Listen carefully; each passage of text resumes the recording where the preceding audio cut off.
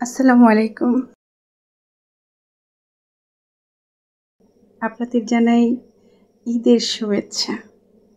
আজ কোরবানির ঈদ। আমি এই কোরবানির ঈদে আপনাদের জন্য কলিজা বোনা হাজির করেছি। আমাদের এই গরুটা 2,20,000 টাকা। এই গরুটা ঈদের 2 দিন আগে এনেছে। তো এই গরুটা জবাই করেছে 9:30টার দিকে। ঈদের নামাজ পড়ে সব কিছু রেডি করে 9:30 বাজে এটা জবাই করেছে। তো এখানে আমাদের গরুটা কষাই বানিয়েছে। ওরা খুব একটা দক্ষ না, অনেক সময় লেগেছে। তো কলিজা রান্না করা হয়, গরু যখন কোরবানি দেওয়া হয় সবার বাসায় আগে কলিজা পাঠানো হয়। আমাদের বাসায়ও আগে কলিজা পাঠিয়ে দিই, তারপর রান্না করি। আজকে আমার এই কলিজাটা পাঠিয়েছে একদম 1টার দিকে। তো রান্না করতে রেডি করে ধুয়ে পরিষ্কার করে রান্না করতে করতে একদম 2টা 2:30 বেজে গেছে। আমি যেভাবে কলিজা ভুনা করেছি, কলিজার সাথে যে একটা একদম পাতলা, এটাকে আমরা ফ্যাপসা বলি। এই কলিজা আর ফ্যাপসা আমি খুব ভালো করে ধুয়েছি। ধুয়ে তারপর ফুটন্ত গরম পানির মধ্যে এটা আমি সিদ্ধ করেছি। সিদ্ধ করে খুব ভালো করে সিদ্ধ করে নেড়ে এটাকে আমি ছাঁকনি দিয়ে উঠিয়ে গামলার মধ্যে আবারও খুব ভালো করে ধুয়েছি। তো এই কলিজাটার মধ্যে অনেক কালো পানি থাকে, কালো রক্ত থাকে। এইগুলা যদি ভালো করে সিদ্ধ করে না ধোয়া হয় তাহলে এটা মানে খেতেও স্বাদ লাগবে না, আর এটা ঠিক না। খুব ভালো করে এটাকে ধুতে হবে। মাংস ভালো করে ধুতে হয়, কলিজাটা সিদ্ধ করতে হয়। কলিজাটা সিদ্ধ করলে মোরগের কলিজা, হাঁসের কলিজা, সব কলিজা একটু গরম পানি দিয়ে সামান্য একটু ভাপ দিলে এটার ভেতর থেকে সব ময়লা বের হয়ে একদম সাদা ধপধপা হয়ে যায়। আমি এই কলিজার মধ্যে পানির মধ্যে একটু হলুদ দিয়েছি। হলুদ দিলে কালারটা অনেক সুন্দর থাকে। আমি খুব ভালো করে পরিষ্কার করে ধুয়ে তারপর একটা প্যানে পরিমাণ মতো তেল দিয়েছি। তেলটা একটু কম দিয়েছি কারণ আমাদের এই গরুর মধ্যে প্রচুর চর্বি ছিল। আমি কলিজার মধ্যে কিছু চর্বি মিক্সড করেছি।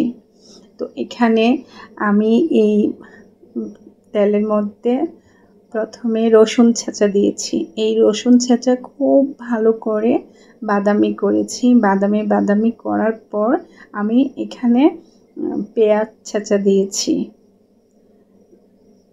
সাথে দিয়েছি তেজপাতা, এলাচ, দারচিনি দিয়ে খুব ভালো করে এটাকে নেড়ে একদম পেঁয়াজটা একদম নরম নরম করেছি। পেঁয়াজটাকে আমি বাদামি কালার করিনি।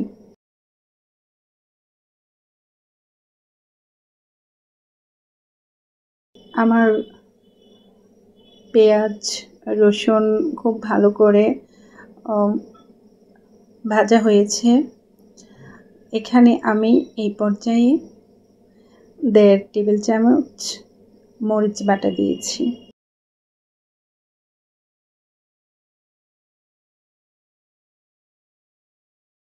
1.5 টেবিল চামচ হলুদ দিয়েছি।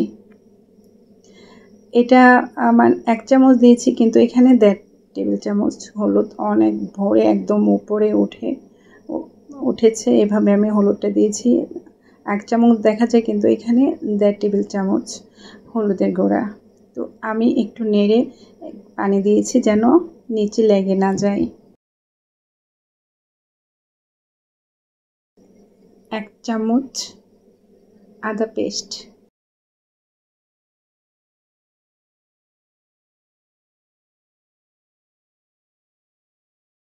হাফ চামচের কম দিয়েছি ধনিয়ার গুঁড়া, 2 চামচ দিয়েছি জিরের গুঁড়া।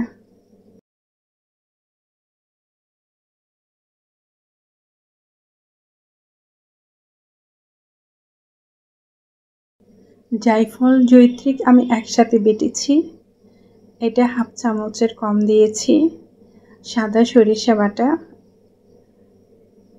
হাফ চামচ দিয়েছি। সাদা গোলমরিচ হাফ চামচের কম দিয়েছি।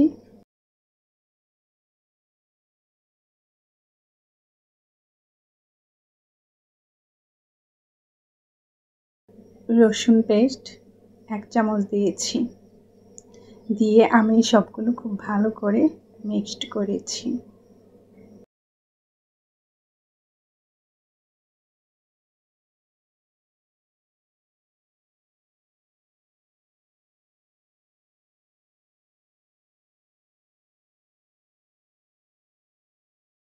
এবার আমি কিছুক্ষণের জন্য ঢেকে দেব।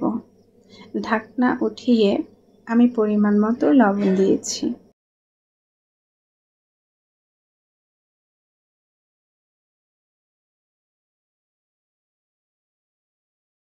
আমি একটু নেড়েচেড়ে আবারও ঢেকে দিয়েছি।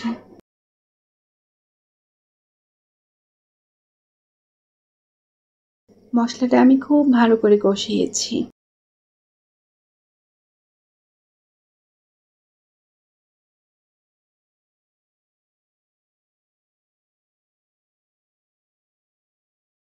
আমার মশলা কষানো হয়ে গেছে। এই পর্যায়ে আমি এই কলিজাগুলো দিয়ে খুব ভালো করে এটাকে মিক্সড করব।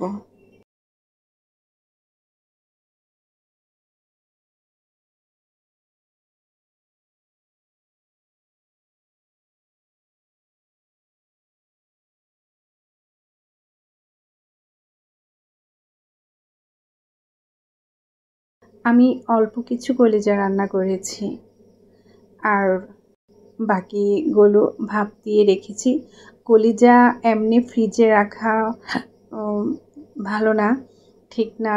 এটা রোগ হয় খেলে, অনেক দিন রেখে তো রাখা যায় 2-2.5 মাস। এটাকে ভাপ দিয়ে ধুয়ে পরিষ্কার করে তারপর কলিজা রাখতে হয় ফ্রিজে।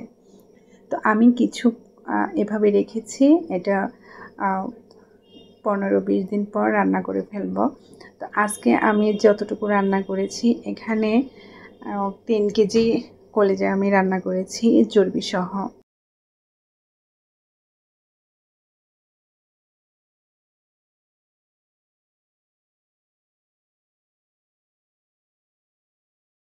আমি যে মরিচ খাই, এই মরিচটার নাম হলো সিটিং মরিচ। এই মরিচটা এতটা লাল আর এত ঝাল, খুবই ঝাল আর লাল টকটকা। এটা অল্প একটু রান্নার জন্য অ্যাপ্লাই করলে একদম লাল টকটকা হয়ে যায়। তরকারির কালারটাই এতটা সুন্দর হয়, খুবই সুন্দর হয়। আমি যখন কলিজাটা ভুনা মশলাটা কষিয়েছি, তখন একদম লাল টকটকা হয়ে গিয়েছিল। তো এখন মানে কষাচ্ছি, কালারটা দেখা যাচ্ছে না। যখন একটু পরে আমি এটাতে পানি দেব, দিয়ে একদম রান্নার শেষের দিকে যাবে, আবার ওই লালটা চলে আসবে। আমি এখানে 5টা রসুন দিয়েছি।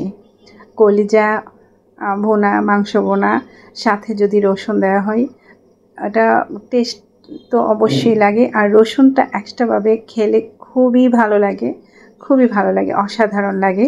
আপনারা কলিজা অথবা মাংসের সাথে, ভুনার সাথে রসুন দিয়ে খাবেন। রসুন খাওয়া খুবই উপকার, আর এভাবে খেলে খুবই স্বাদ লাগে। আমি এখানে অনেক বড় সাইজের 5টা রসুন দিয়েছি। দিয়ে একটু নেড়েচেড়ে আবারও আমি ঢেকে দিয়েছি। এবার ঢাকনা খুলে আবারও আমি এটাকে আবারও নাড়াচাড়া দিয়ে আবার কিছুক্ষণের জন্য একটু ঢেকে দেব।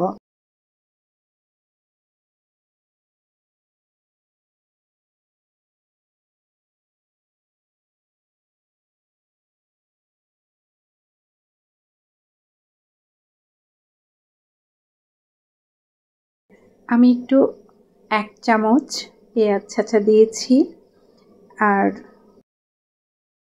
গরম মশলার গুঁড়া দিয়েছি হাফ চামচেরও কম, দিয়েছি একটু জিরের গুঁড়া।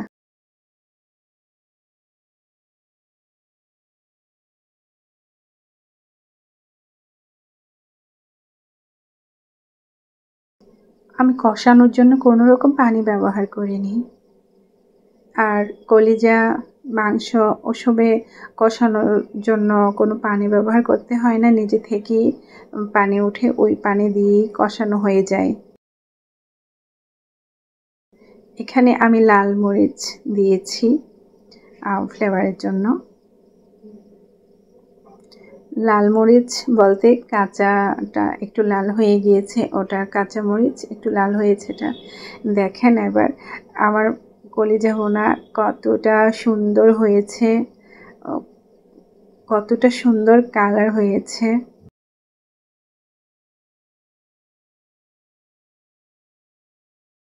খুবই সুন্দর হয়েছে, খেতে খুবই ভালো লাগবে। আপনারা যদি এভাবে মশলা কষিয়ে রসুন দিয়ে কলিজা ভুনা করে খান, খুবই ভালো লাগবে খেতে। আপনারা এভাবে খেয়ে দেখেন, খুবই ভালো লাগবে খেতে।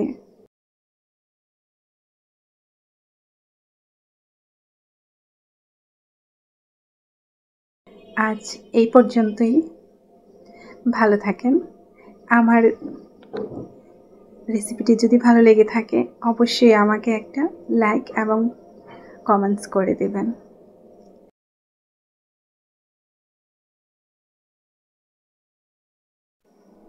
আল্লাহ হাফেজ।